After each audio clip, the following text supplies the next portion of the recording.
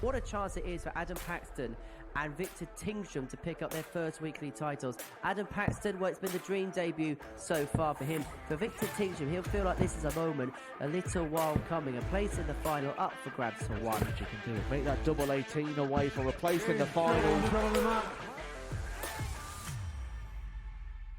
Wesley Plaisir was beaten, knocked out by Mike Warburton in a last leg decider. That is what they are playing for. They are playing for the trophy. They are playing for the big prize pot, and they are playing for a place in the £25,000 Champions Week. 97. There is a point you feel that reality will surely kick in for Adam Paxton. He's here on debut. He watches the Super Series almost every single week. He was happy just to be playing in a group.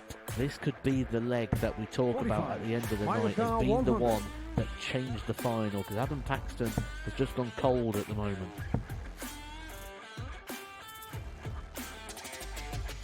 Bang on, He doesn't just get two, he gets the lot. Adam should take out the 16 out.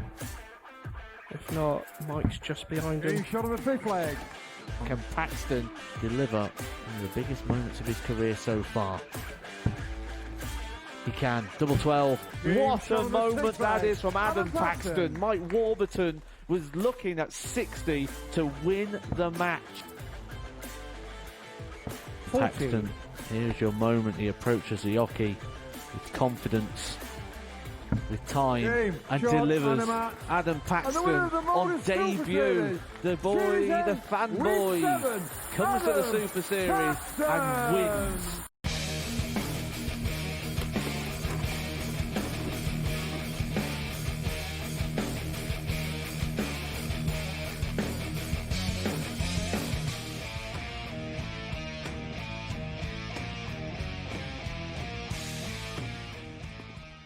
Level 2 has begun. Sirius XM Channel 159. This is SportsRage, SportsGrid Radio and Television Network.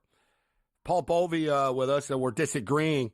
Paul says he thinks there's better divisions to look for the 1-2 punch. And you can do exact order as well, but I like this 1-2 angle. I respectfully disagreed, although he's the one in Lake Tahoe right now. I respectfully disagreed because I think the Panthers and Saints are both that bad. I think, like I said, I think that you guys both think the Saints are terrible. I agree. I think the Panthers are worse. So, what about Jonathan Mingo? We got Jonathan Mingo. We got Josie Jewell. We got Shaq Thompson. Yeah, you got Hubbard. We got decent. You got Hubbard. That's right. We got guys Hubbard. We got decent. Night. Good coach. The Saints have the worst coach in the league too. Dennis Allen is a moron, and I don't use that term loosely. This guy doesn't even know how to count properly. I'm shocked he's employed. And I don't like to say bad things about people, but this guy's a horrible football coach. They are absolutely, he will run them into the ground. He's horrible. That's the thing. The Saints are a team, I think, that's in a lot of trouble. I do like Xavier Woods. Also. I like J.C. Horn, too. J.C. Horn was a pick from last year. Like, they've been stockpiling a few picks, but they traded away all their good players. Like I said, they're in a rebuild, this team. But, all right, now for the Panthers. Just quickly a look at the other 1-2. So which division, Paul, you want me to pop up here? As far as 1-2 is concerned. All right. Okay. I want to believe, and again, this is hope, going back to my hope theory, that the Giants could somehow muster enough to gain second place in the NFC East. I don't think it's going to happen. There are good odds. For the record, the Eagles first. Eagles Giants 1-2 combo is plus 700. Wow. Right. Now, Eagles-Cowboys makes a lot of sense to me. That's minus 230. Yeah, exactly. Okay, all right. So, well, that got a little top-heavy now. That got a little top-heavy. I have the Eagles for the division, so you're much better off with the Eagles for the division right now. I mean, I laid some 120 last night. I got some even money, minus 105, and that makes a lot of sense. So you can't go 1-2. On the Eagles-Cowboys anymore. Wouldn't you just bet? That's the thing. So why would you lay 230 when you just take the Eagles to win the division at minus 140? Does that make a lot of sense? You don't do it unless, like Paul just said, you want to roll the dice and say, you know what? that maybe the Giants have a big year this year, or Jaden Daniels lights the league up, which he could, that the Commanders somehow, finish second. I'm not in love with Dallas. I think, I'm with you guys. I think the Philadelphia Eagles to win the division is one of the best bets, and the odds just continue to climb right now. But quickly, these are the ones, Paul and Ken. These are the odds here. Buffalo and Miami is plus 130. Buffalo and the Jets is plus 190. Miami and the Jets is plus 225. And I think you'd agree, Paul, we can dismiss the Patriots, right? So looking at the AFC East, you just got to pick 2 of the 3, and you're getting plus money here. So Buffalo Bills, Miami Dolphins, top 2 teams, plus 130. Buffalo Bills, New York Jets, top 2 teams, plus 190. Maybe if you think the Bills are going to take a step back, Dolphins, Jets, top 2 teams, plus 225. What do you think of the AFC East? I have no interest in going near the AFC East with that. No interest. You got 3 teams that potentially could battle it out. The Bills are the big question mark on offense. We've discussed the receiver situation, because beyond the receiver situation and the fumbling by Cook, if you can get past those 2 factors, the Bills, to me, have the best football team. Yeah, but you know what? The advantage is, Paul, to dismiss the bad team. Like a good example is, to me, the AFC North is the toughest one. You got 4 good teams in that division. You know what I'm saying? Like the divisions where there's only 1 or, 2 good teams, that's what I like about those divisions. I mean, we don't have to worry about the Patriots being in the mix, right? Like the AFC North, you can get some good odds here for randomness. And every year, Paul, and you too, Ken, you guys are always anti-Baltimore Raven. So are you anti-Baltimore Raven enough to believe that they won't be in the top 2 teams, Paul? Paul's more of a Raven hater than me. I went over the Ravens. That was one of my first NFL underplays, because I think the Ravens have been decimated on their offensive line. That's going to take them time to gel with these new players. The receivers we discussed, I don't think they're very good. Andrews, fortunately, apparently was involved in an accident. He's okay.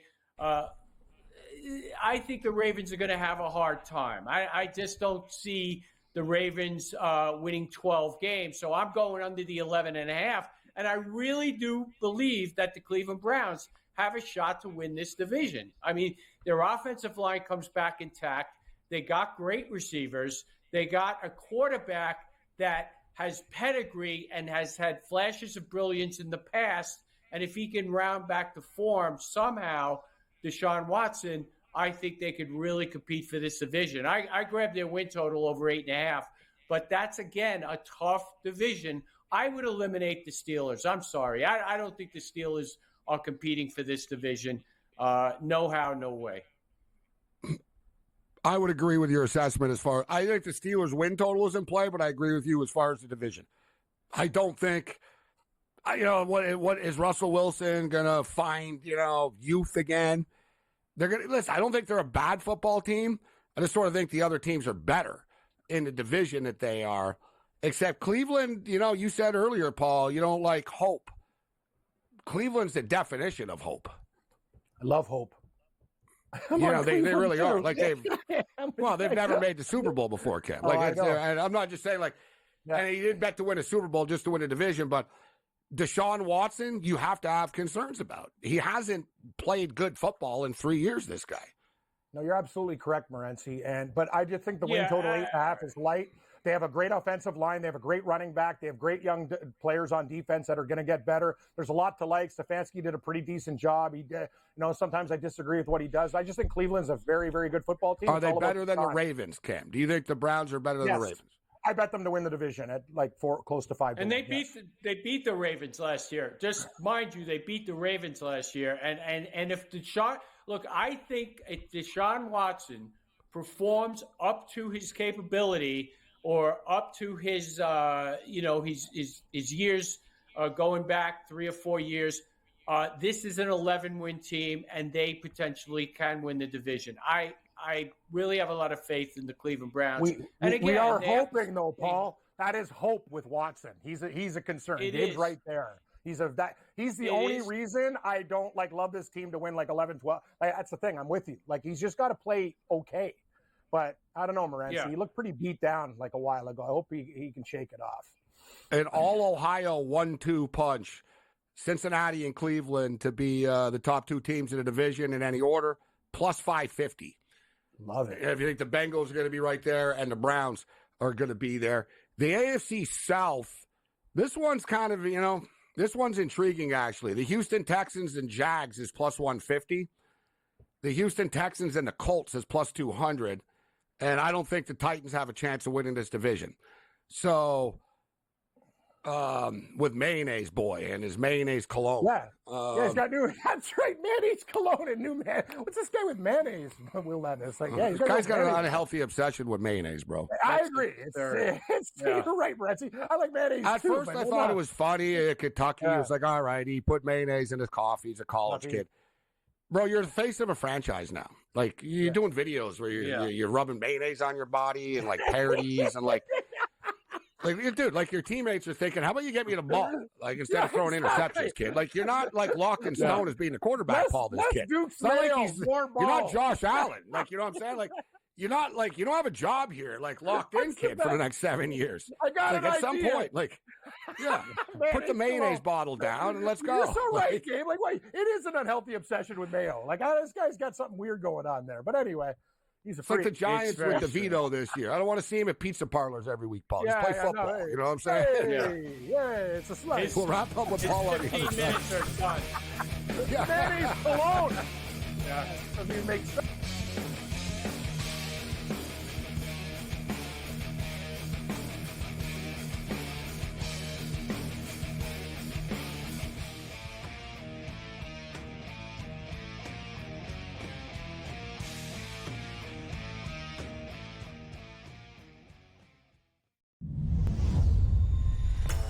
What a chance it is for Adam Paxton and Victor Tingsham to pick up their first weekly titles. Adam Paxton, well, it's been the dream debut so far for him. For Victor Tingsham, he'll feel like this is a moment, a little while coming, a place in the final up for grabs for one. You can do it. Make that double 18 away for a place in the final.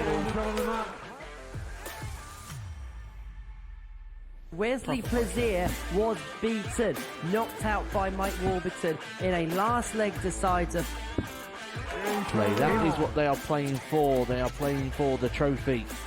They are playing for the big prize pot, and they are playing for a place in the £25,000 Champions Week. 97. There is a point you feel that reality will surely kick in for Adam Paxton. He's here on debut. He watches the Super Series almost every single week.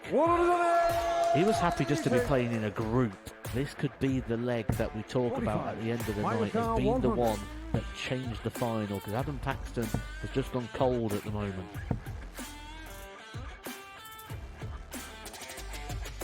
Bang on, He doesn't just get two, he gets the lot. Adam should take it the 16 out. If not, Mike's just behind him. Shot on the fifth leg. Can Paxton deliver one of the biggest moments of his career so far? He can. Double 12. What a moment that is from Adam Paxton. Mike Warburton was looking at 60 to win the match. Paxton, here's your moment. He approaches the hockey with confidence, with time, and delivers.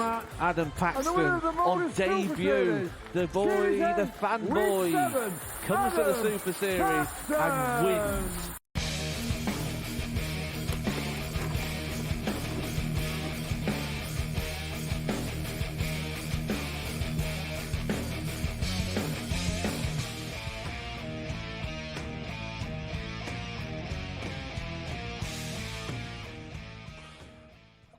On a more random note, just for the record, if you never want to ever eat an Oreo cookie again, look at the video that's online right now on Twitter. I made a big mistake. As somebody that likes Oreos, I made a big mistake tonight. It caught me off guard. Normally, I can sense videos where I'm like, I don't want to see this. Like, I'm aware like that there's like something bad at the end of this that I don't want to see.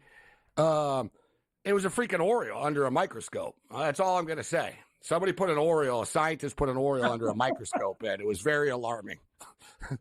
I've never really been if an I'm the Oreo Oreo, guy, if I'm but- Oreo cookies, like my PR team, you guys better like be on this fast, man. Yeah. And have some sort of like, I don't know.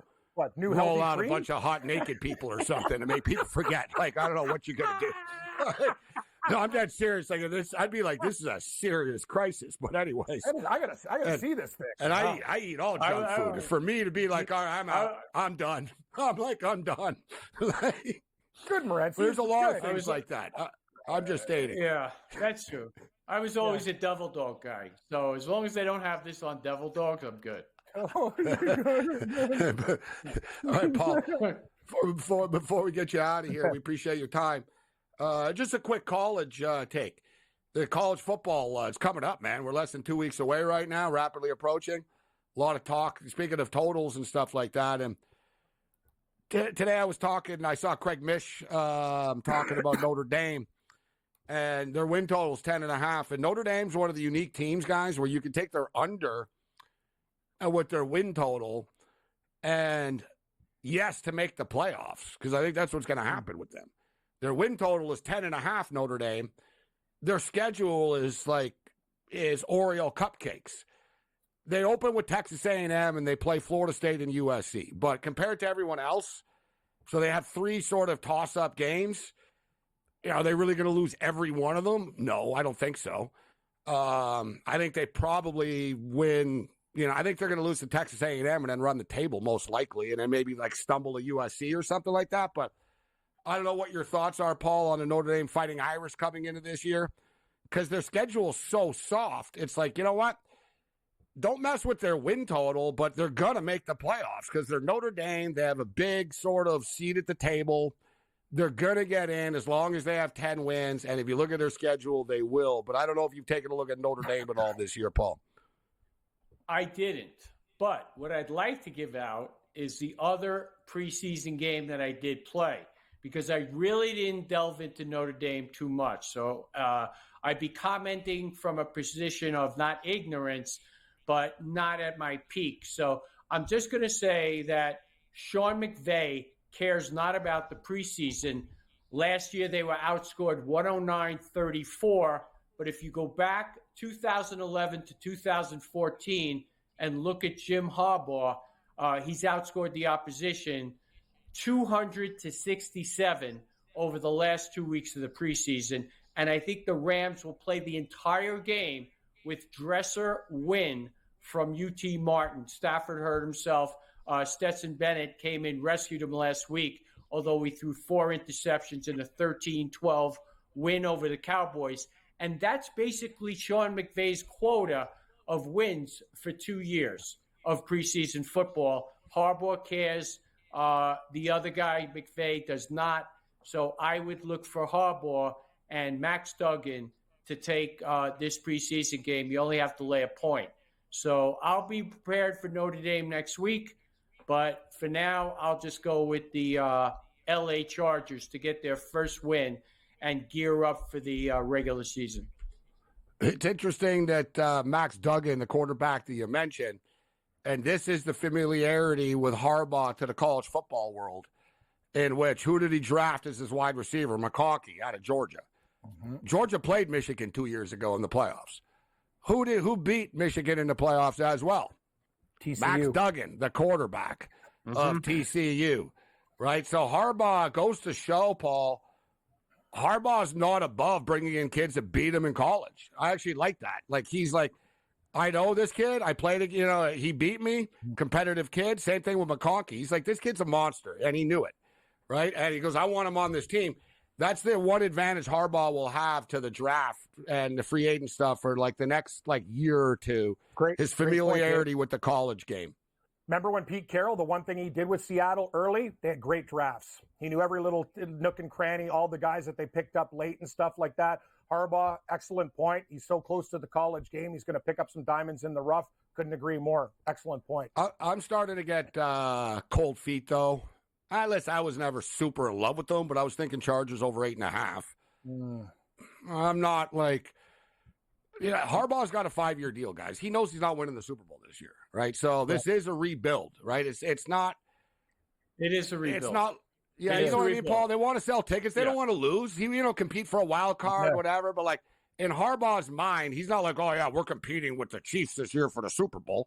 No, he needs a couple of drafts, guys, Yep. Agreed. He does. And I think they're very thin at the receiver position, and that's going to hurt them. Their offensive line, obviously, they strengthened it overall with the draft, and I think they'll be fine there, and they'll gain some protection that they did not have. But I think in terms of skill position, they are undermanned at this point. And I think you're right. I think Harbaugh knows he has a 5-year plan in place. And same thing with the 49ers. I mean, he didn't jump out of the gates with full force, but I think same with Michigan, Paul. He's like all these coaches. He needs to build the program a little bit and mold it. He wants to play smash mouth football. The Chargers aren't a smash mouth football team. So what's he do? His first freaking pick, Paul, like you said, guy goes and takes a mountain of a man in Joe Alt. The guy's massive. He's sending the message. We're getting bigger. We're getting tougher. And I love what he said. He goes, we have beautiful baby blue jerseys, but I don't want to play like that. He goes, we need to get nastier. And he goes, I don't want people to be confused by our look. And, remember when Harbaugh was the quarterback of the Chargers, they wore the dark blue. There was even talk, Harbaugh was thinking, you know what? The powder blue isn't hard enough. It's too soft. It's just the mentality he wants. No, it's the mentality. He's like, that's too wet. I want it darker. You know what I mean? Yeah.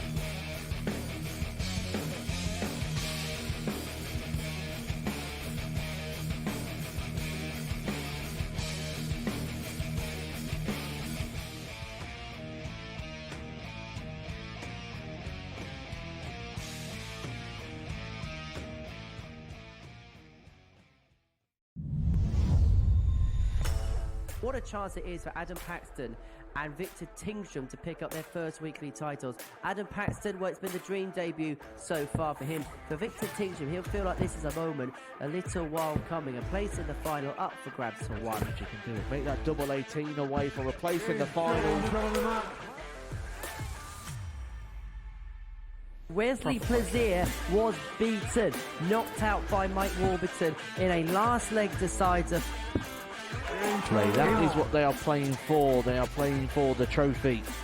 They are playing for the big prize pot, and they are playing for a place in the £25,000 Champions Week.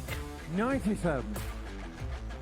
There is a point you feel that reality will surely kick in for Adam Paxton. He's here on debut. He watches the Super Series almost every single week. He was happy just to be playing in a group. This could be the leg that we talk about at the end of the night as being the one that changed the final, because Adam Paxton has just gone cold at the moment.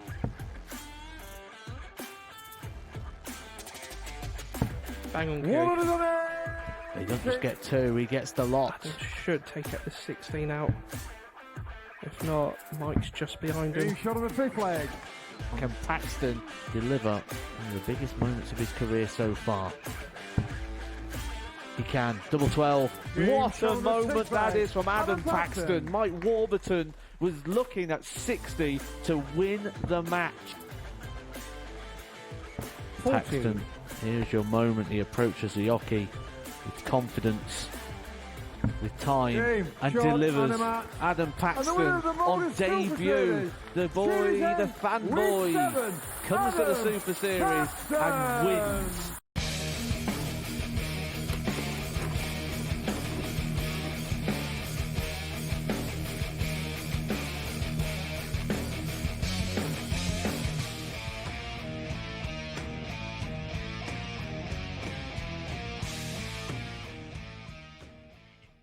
This is Sports Rage. I am Morency, the Pittsburgh Pirates, the Hustlers, the people of Buster, but everybody else in between. We put a poll question up, and I look forward to George Kurtz's answer here. George is a parent. He's more responsible, less of a degenerate than me or Cam is. George, good to see you tonight. How you doing, Kurtz? Well, the Yankees got their head out of their asses. Swamped. I'm doing well, doing okay right about now. May not have been the happiest guy a little earlier today. My family's not here, man. What else do I got going on? Yeah, like, you notice us Dodger fans, Cam. I don't have a heart attack every time they lose a baseball game. We have the same record as the Yankees, too. George really lives and dies by, like, when the White Sox we'll win tomorrow. And, like, yeah, we should have put a monitor on them when the White Sox were winning. But, nice comeback, George. Yeah, against Chicago. Yeah. You're right, Dave. Like, you're like, hey, everything, just let's wait. You're right. Kurt, I love Kurt, but Yankee fans, it's annoying. Yeah. Like, it's the New York media, baseball media. Oh, the sky's full. We suck. Where's Steinbrenner? Steinbrenner was alive. You never accept this. The team sucked for years when Steinbrenner was alive, guys. I hate newsflash. Like, I mean, we're always good when he was alive. The Yankees only got better when Steinbrenner was suspended. Thank you. When he had no power. That's what got the Yankees when he had no better. Power. Yeah, exactly. Yeah, people don't realize that. Steinbrenner wanted to trade Bernie Williams. He wanted to trade Mariano Rivera. They had a trade work that was Seattle. He told G. Mike, trade Bernie Williams back before Bernie was Bernie. He's amazing. There was a great. You don't watch Seinfeld, Kurt. You should, just because of the Yankee stuff. But there's a great scene where George Steinbrenner goes to George Costanza's house because they think George is dead, and George's father, instead of responding about George, just goes, "How could you trade Jay Buhner?" He goes, "He had a rocket for an arm. He had 30 home runs, 100 RBIs." And, Steinbrenner tells him, he goes, "My baseball team will call me Ken Phelps. Ken Phelps is the player. Ken Phelps." You'd like it, George. There's a lot of Yankee references. There's a lot of Yankee references in the show. In the later years, they really incorporated the Yankees into the script. But, like Paul O'Neill is in an episode. I told people before, Paul O'Neill gave me the finger before. He did. Like blatant. That's the best. He goes up. No, like he knew what he was doing. Like, no, I was like, he was on the Cincinnati Reds. Why did he flip the bird? I was the Cincinnati Reds at the Montreal Expos, and I wasn't in the media then in those days. So I was younger. I was early, it was early '90s, whatever, mid '90s, whatever the hell it was. And I went to the game early, and I went to batting practice and stuff. And I was sitting in the right field bleachers. And the Reds, were all in the outfield and stuff, and they were just screwing around, and they were throwing balls to kids in the stands. Except there's no one there. It's Montreal. There was 12 of us, right? So there were a couple of kids, a couple of drunk guys. I had money on the game. I was like, you know what I mean? So he literally throws a ball to everybody except me, Paul O'Neill. So I go, "Hey, Paul, hey, buddy, hey, Paul." And he sees me, and I say, "Can I get a ball, buddy? Can I get a ball?" I'm kind of like, "Can I get a ball too, Paul?" And he goes, "Yeah, sure." And he reaches down, he picks it up, and he does a fake throw, and he spins around, and he walks away.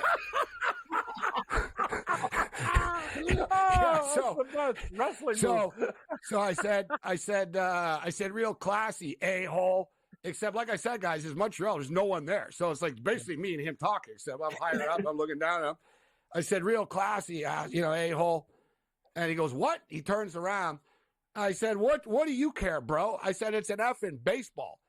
I said, "I'm one of the few people here that actually paid to get into this stadium." I said, "The least you can do is give me a ball." And he goes, "You want a ball that badly?" And then I told him, I said, "Not effing anymore, I don't." I said, "And in fact," I said, "now I'm going to make your life a living hell tonight, jackass." And I said, "F you and your ball." And he gave me the finger. And I started chirping him. I was serious. I was like, "You effing suck, O'Neill." I was really letting him have it. And he finally turned around, and he in the second inning, he looked over. He was like, bro, do you want a ball? Are we good? And I was like, "F you and your ball." And he gave me the finger again. You want to make peace. That's my Paul O'Neill story. I got into it with him in the stadium years ago. Great story. Yeah. Have you ever? I never got the ball. Have either one of you ever gotten a ball? I caught a home run ball when at I was Dodger a kid, I Stadium got a ball. once. A player gave me a ball, but I never caught a ball. Kevin Elster of the Mets hit it.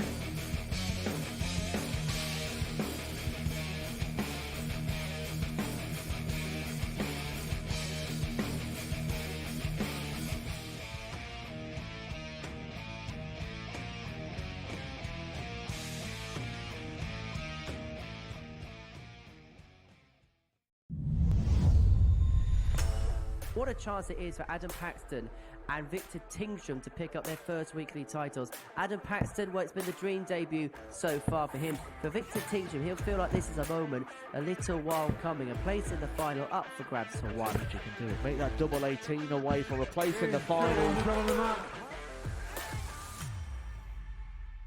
Wesley Plaisir was beaten, knocked out by Mike Warburton in a last leg decider. Play. That is what they are playing for. They are playing for the trophy. They are playing for the big prize pot, and they are playing for a place in the £25,000 Champions Week. 97. There is a point you feel that reality will surely kick in for Adam Paxton. He's here on debut.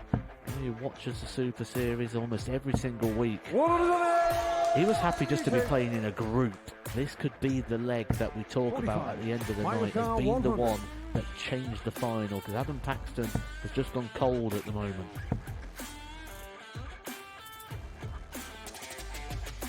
Bang on cue. He doesn't just get two, he gets the lot. Adam should take up the 16 out. If not, Mike's just behind him. Shot on the fifth leg. Can Paxton deliver one of the biggest moments of his career so far? He can. Double 12. What a moment that is from Adam Paxton. Mike Warburton was looking at 60 to win the match. Paxton, here's your moment. He approaches the hockey with confidence, with time, and delivers. Adam Paxton on debut. The boy, the fanboy, comes to the Super Series and wins.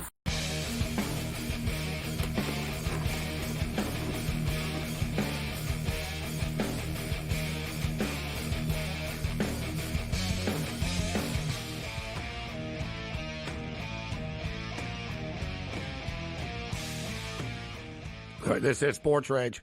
I'm Gabriel Morency. We'll get to the NFL, but so the poll question update right now, it's actually pretty close. Do you have a gambling problem if you're betting on the Little League World Series? We'll ask you, George, what do you think? Gambling, is it unethical to bet on 12-year-old kids playing baseball? Is it, I guess there's a couple of angles. Is it unethical, or is it just not unethical, but you've got a problem if you're doing it? Now, I'm not and probably won't, but that being said, once again, listening to one of these shows, if you and Cam are going off that, team, whatever, this is a good team, they're going to win because of this reason, I might do it, but probably not. That being said, I don't think it's unethical. I don't, so it doesn't bother me as a parent, as long as you're not going to the game and yelling at the kids because there's little Johnny struck out and it cost you a bet. That's a problem. And you get, by the way, you get that. Well, I stopped. You guys know me. I umpire hockey, right? But I do adults. I don't do kids because I couldn't deal with parents. The kids are fine, but parents suck. And you throw gambling in the mix now too? No, thank you. I used to do Johnny F. I was dying to do it. Just the league up from Timbits. Even then, I'm like, look at this parent. His kid's like 6 years old. Relax, dude. Like, there's a bunch of psychos out there. That was then. They're probably even worse now, Gabe. No one's going to I used to be that jerk kid. I got a penalty once for shooting a puck at a referee. That's right. Hit him. You got 5. Yeah. I didn't like a ref. He went to my high school. Amazing. Just one of these dudes, and he gave me a penalty a couple of times for slashing and stuff. And it was after the play. I had the puck. I was the goalie. I had the puck, and I flicked it to him. I said, yo, ref. But I said, hey, ref. And I quickly flicked it, but I kind of shot it pretty hard. And I hit him in the stomach with it. My coach wasn't too impressed after. My grandfather, too. Like, hey, don't shoot a puck at a ref. It's not cool. He's doing it for, he's a good guy. He's trying to do his job. I didn't take a slap shot at him. I just flicked, I flicked the puck at him. Not all refs are good guys. There's a lot of personal vendettas with people. There's a lot of jerks out there. Yeah, I've known refs, by the way, at the adult league who are great guys off the rink, guys you want to have a drink with. But as soon as they get the whistle. Oh, yeah. They turn into nut shots. I'm to the other ref. I used to get don't call a penalty on my side of the rink. What the hell are you talking about? Reffing is all about angles. You have a better angle than you. Don't call a penalty when other refs are getting mad at you. Yeah. That's how I got called up, Gabe. my buddy was playing, and the ref grabbed him from behind, and my buddy went out and knocked it, he beat the crap out of the referee, and he got suspended. And then I got called up to the older team, and I played with the North Stars. But some refs are. I'm with George. Like a lot of these guys, I think the NHL refs do a great job. Like they have less personal vendettas. But when you're playing those leagues games, you play AAA and stuff like that. There's certain refs that hate it, they hate certain players, and they don't forgive. They're not like you make one mistake. They think too personal. They take. Do. You can't. Yeah, but you know what? Do your job. Coaches are bad too. We had a coach that used to terrorize these teenager referees and stuff like that. Yeah. He was a grown man, threatening them, and you know what I mean. That's cool. Why I shot a puck. Like I said, it was just the culture. It was like F these guys. You know what I mean? It was it was sort of us against the coach even bred that. But you're right, George. Little League baseball and all that. I just saw a thing the other day about an umpire shut the game down, and they started yelling at him and stuff. And they said the parents were like, "What about our kids?" And it was great. The umpire said, "It's your fault. You're the one. You're the monsters. I'm shutting it down for your kids." He said, "Your kids didn't come here for this, to hear you yell." The guy, they started to tell him, "I'm in law enforcement. I protect this community." That started telling the ump. Guy was like, "Thanks for your service, but shut up." It was a great video. He was like, "So what? You're a cop. So what? You get to abuse me?" Exactly. He was yelling at the kids and stuff. You know what I mean? I'm with you, man. That's the best.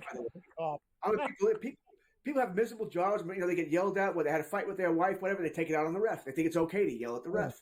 It's a big thing in New York, by the way, where as far as high school sports and stuff like that, they don't have enough because no one wants to be a ref anymore because of what you guys are talking about. But the other thing it sucks, George, they have to come to, and you've seen this in New York, where they can't let parents come. It's like you're not allowed to come.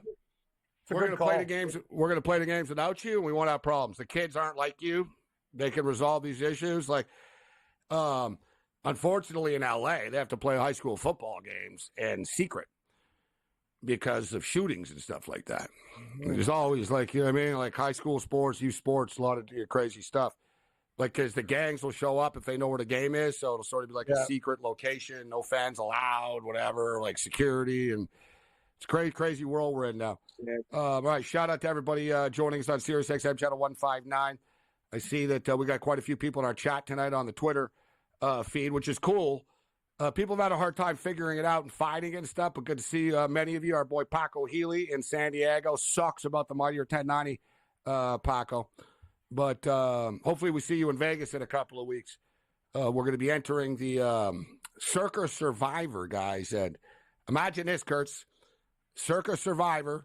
So just a straight-up Survivor NFL contest. $10 million to the winner, Kurtz. I imagine that's going to be split a few ways at the end. Yeah, just exactly. How many? That's the thing at the end. Last year it was split in two only. Oh wow! Was it you who was telling? I don't know if it's this one that somebody didn't want to split though at the end. Was it you in a Survivor? I don't know if it's this one, but in a Survivor pool that there was big money. I know that, but that one person didn't want to split. I think it was this last year. I think the final guys came into an agreement, side deal at the end. That whatever happened, there's a lot of hustles going on in Vegas right now. With this, I saw one guy talking. He goes, "Yeah, I got 10 entries, but I got my wife to enter 10 times, so that's 20 entries." There's other people that I hear in Vegas, sort of cartel syndicates, not criminal gangs, but gambling crews, which there are a lot of, are pooling it together. So they're actually writing real contracts up and stuff where, all right, we're going to enter 10 times. You're going to enter 10 times. You're going to enter so we'll have 200 entries between the 20 of us. And if we win the 10 million, we split it, etc. Last year, the prize was $6 million. And I think two guys got walked away with 3 each when it was all said and done. This year, it's $10 million, the grand prize. Nice. Serious money. I'll take, I'm just, what are the odds of being there? But I wonder how much. Okay, let me ask you. You're in it. What's the least amount you would take to split? 500,000, $1 million, 250, 3 million. Well, depending on where it was. Yeah. At this point, though, I sort of look at it it's like lottery tickets. if you buy 1,000 of them, you don't really have a better chance of winning the lottery. Yeah, it's true. Like, you know what I mean, Cam? Like, in a sense, like, people think, I need 20, 10 survivor entries. Like, all right. So, wait, dude, once you get to your third and fourth one, you're just throwing crap-ass teams. You're not throwing best bets. You're trying to overwhelm something. So it's like the lottery stuff. So, like, people, you can't just buy one lottery ticket. So you got one and a 117 million chance in winning. And then some other guy buys like $500 worth and he thinks he got a better chance. You got 1 in 117 million chance of winning. Like, so, you know what I'm saying? It's like still this random variable. So, like, I know, like, a lot of some of these so-called sharp guys and rich guys out there, you need 5 entries and 10 entries.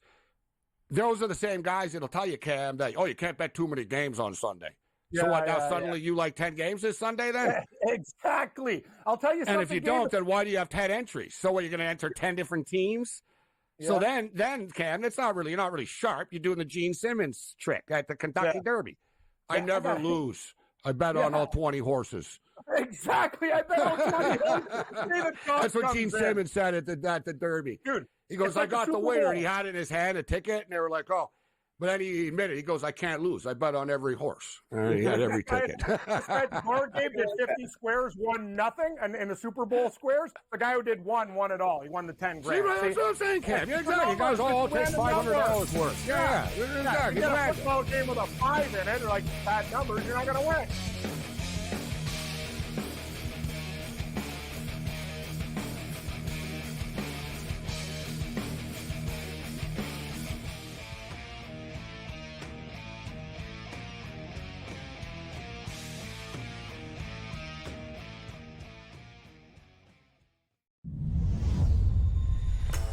What a chance it is for Adam Paxton and Victor Tingsham to pick up their first weekly titles. Adam Paxton, it's been the dream debut so far for him. For Victor Tingsham, he'll feel like this is a moment, a little while coming. A place in the final up for grabs to one. You can do it. Make that double 18 away for a place in the final.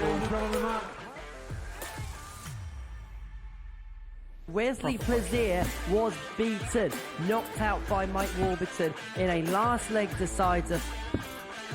That is what they are playing for. They are playing for the trophy. They are playing for the big prize pot, and they are playing for a place in the £25,000 Champions Week. 97. There is a point you feel that reality will surely kick in for Adam Paxton. He's here on debut. He watches the Super Series almost every single week. He was happy just to be playing in a group. This could be the leg that we talk about at the end of the night as being the one that changed the final, because Adam Paxton has just gone cold at the moment.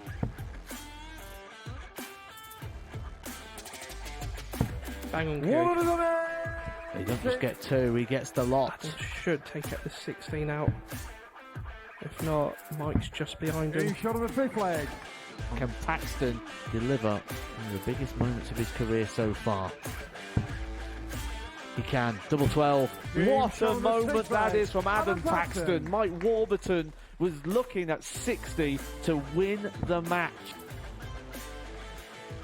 14. Paxton, here's your moment. He approaches the jockey with confidence, with time, and delivers.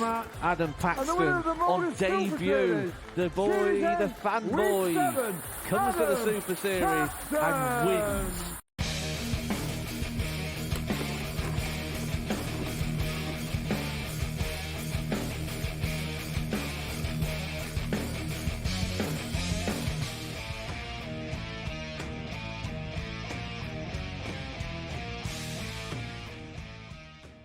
So we're talking about the Circa Survivor, $10 million. That's life-changing money. That's some serious cash, even if it ends up being split up with a couple of people. I'm pretty good at Survivor. I've won a Survivor contest before, and it was 17 games. It was 16 games. And we got to 15 games. So I earned it. Like, I wasn't one of these cop-out type deals. It was a freaking battle, man. And you need luck. I remember I won with the Atlanta Falcons in overtime. It was the Matt Ryan era. It was one of those crazy games where someone missed an extra point and it got blocked and returned the other way. And a million crazy things happen, and I ended up winning because of it. So you need luck, obviously, but I'm going to go with 2 entries. I'm going to play a safe entry, sort of. And I've heard people, everyone's Joe, smart guy, about you can't play that team and this team. It's like, whatever, dude. It's Survivor. It's survive and advance into the next week.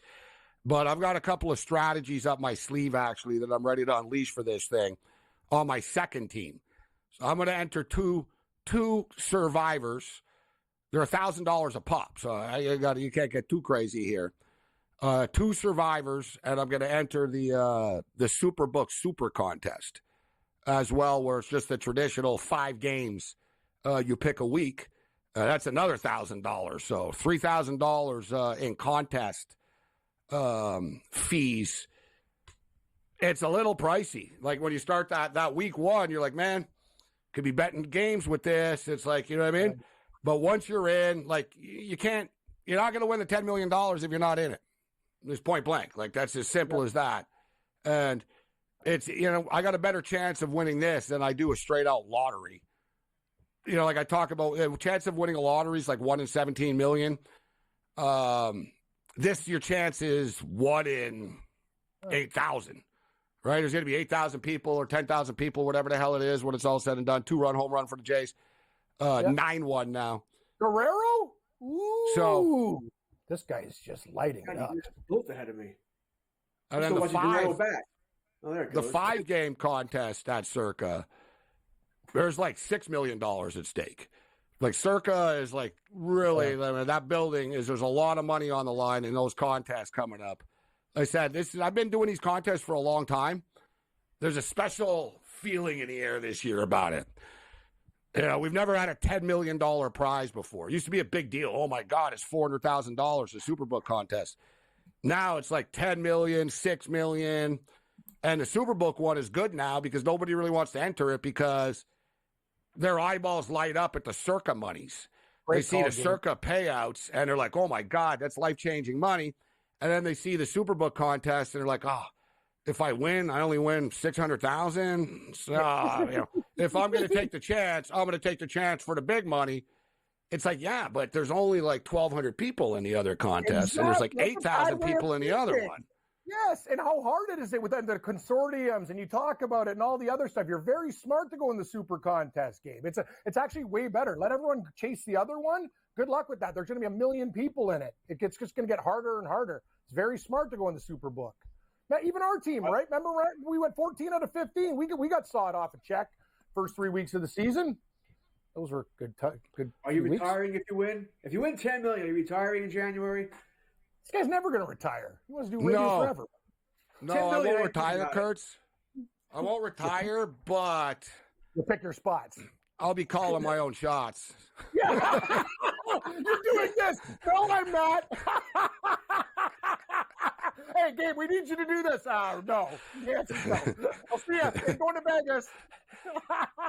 I win 10 mil. I probably become more the once a week host guy. You know what I'm saying? Exactly. Yeah, I check in from the mansion wherever it is. Hey guys, what's up? That's what I like this week. Looking good. Gabe's in a bathrobe, maybe a cigar. Yeah. I can just see this. That's the best. You're not going to retire. 10 million is a lot of money, Kurtz. There's a lot of money. Sure Yeah, I don't think I'm doing this. Even at the taxes, that's still $6 million. It's still good. Still good. 10 million. Like I said, I'd still love sports. I'd still do the shows and stuff like that. But yeah, exactly. I'd have to do it on, once you get that type of money, what's the point of having the money if you're not going to live on your own terms? Yes. Excellent point. But listen, 10 mil in the modern era to some people is nothing. But it's a nice, serious chunk of change. But like I said, I'd be happy to get anything. I'm playing with house money in these contests too. Like Cam said, we split 20,000, 22,000 or whatever with the contest in the first 3 weeks last year. And then me and a couple other guys, we won $56,000 in 2018 in this contest. So, like I said, Kurtz, like it always sort of doesn't pain me to enter, but I always remember when I enter, I'm like, it's their money. Like, you know what I'm saying, Kurtz? Like we stuck them for $56K before, like it's their money. So I always get a kick out of that. All of us, we always said that. We're like, you know what? With the money we made in that contest, we can all enter until we're like 90, and we'll still be up on it. So that's a good thing. We're playing with house money. I look forward to getting in on these things, and then you got to pick the winners.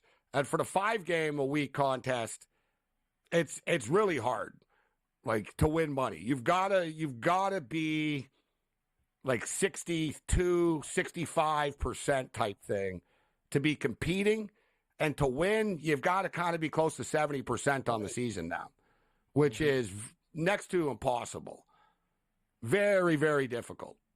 And for the record, we finished in 8th place. We had a 63% winning percentage on the season, which is incredibly good. And that was good for 8th place. But each year is different. And in the modern era now, with AI and all this type of stuff, and people with a million entries, there's always somebody that just spits out like a 73%, a 72%, and it's like, oh, you can't compete with that. Like, what are you going to do? But they pay the top 40. There's the monthly contest. Carmine Bianco won like $150K last year in one of the monthly contests. Like Circa, it's big time money. Like I said, there's a lot of people in the contest, but it's big time money. We're going to be there in 2 weeks if you want to hook up, and we'll hook you up with the best proxy in Vegas as well, our boy Vegas Matty.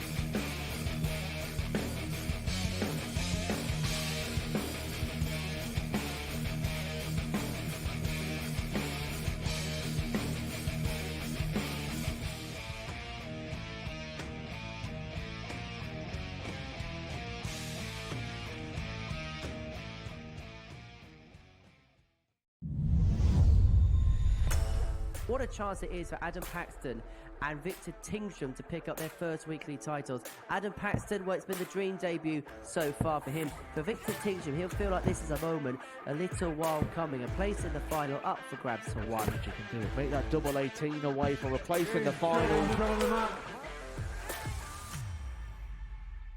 Wesley Plaisir was beaten, knocked out by Mike Warburton in a last leg decider. That is what they are playing for. They are playing for the trophy.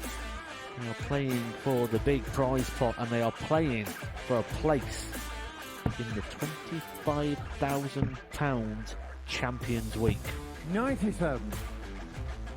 There is a point you feel that reality will surely kick in for Adam Paxton. He's here on debut. He watches the Super Series almost every single week. He was happy just to be playing in a group. This could be the leg that we talk about at the end of the night as being the one that changed the final, because Adam Paxton has just gone cold at the moment.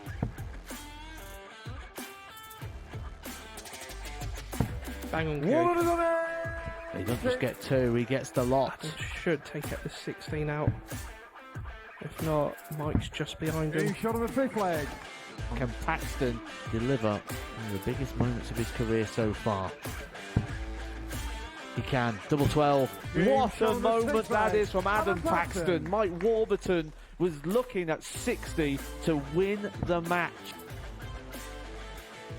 14. Paxton, here's your moment. He approaches the jockey with confidence, with time, and delivers. Adam Paxton on debut. The boy, the fanboy, comes to the Super Series and wins.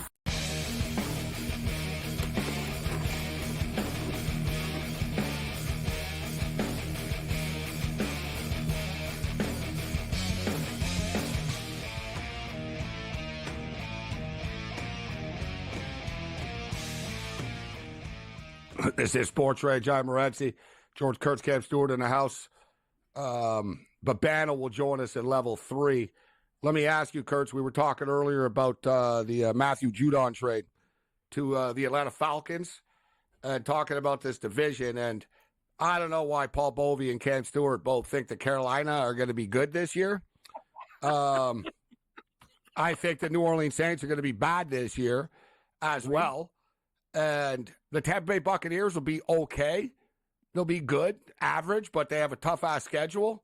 as a first-place team again. And I think now with this deal that the Falcons just made, George, it's Tampa. Tampa and Atlanta is a two-team race, but Atlanta are the clear front-runners right now. They just have to go out there and prove it. But I think with Kirk Cousins, it's such – dude, they were a competitive football team last year, and Desmond Ridder was bad.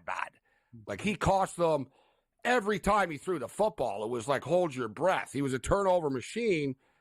I love the Falcons' move here, George, for a third-round pick, too. They gave up nothing for him. I love this all around, all right? First off, I have a bet on Atlanta to win the division and New England under 4.5 wins.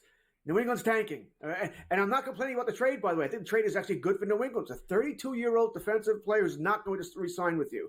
You got a day 2 pick for him. Good.